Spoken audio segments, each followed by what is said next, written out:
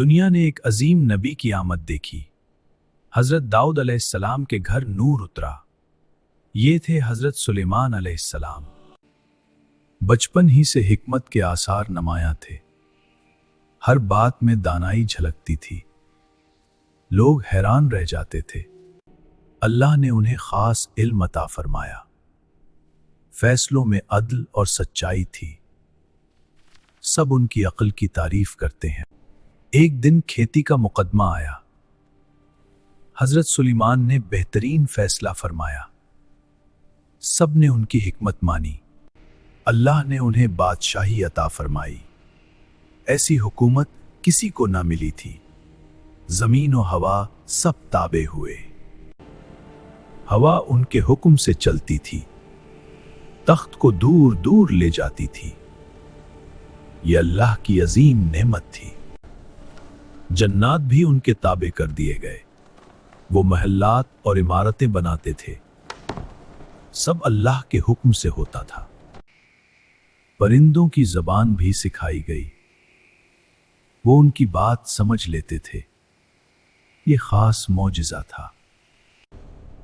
چیونٹیوں کی وادی آئی۔ ایک چیونٹی نے سب کو خبردار کیا۔ حضرت سلیمان مسکرا دیے۔ انہوں نے اللہ کا شکر ادا کیا۔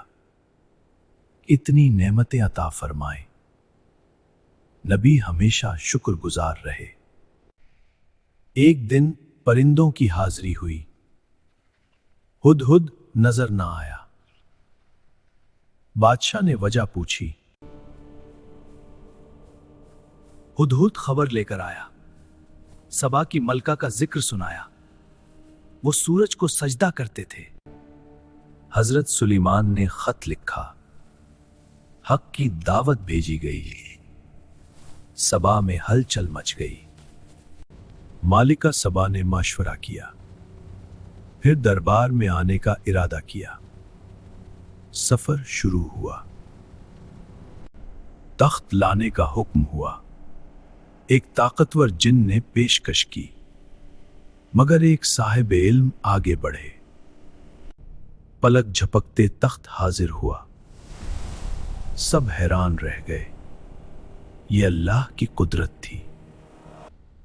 ملکہ سبا دربار میں پہنچی۔ شیشے کے فرش کو پانی سمجھا۔ سچائی واضح ہو گئی۔ اس نے رب کو پہچان لیا اور ایمان قبول کیا۔ ہدایت کا در کھل گیا۔ حضرت سلیمان ہمیشہ انصاف کرتے، کمزوروں کا حق دلاتے، ظلم کو ختم کرتے تھے۔ محلات، تالاب اور عمارتیں بنی، مگر دل اللہ کی یاد میں رہا۔ دنیا ان کے قدموں میں تھی۔ وہ عبادت میں بھی کامل تھے۔ راتیں دعا میں گزرتی تھیں۔ نبی دنیا میں ایسے ہوتے ہیں۔ وقت گزرتا رہا۔ ایک دن آخری لمحہ قریب آیا۔ وہ عصا کے سہارے کھڑے تھے۔ وفات ہو چکی تھی، مگر جنات کام کرتے رہے۔ انہیں خبر نہ ہوئی۔ پھر دیمک نے عصا کھا لیا۔ جسم زمین پر آ گیا۔ تب حقیقت سامنے آئی۔ یوں ایک عظیم نبی کا دور مکمل ہوا۔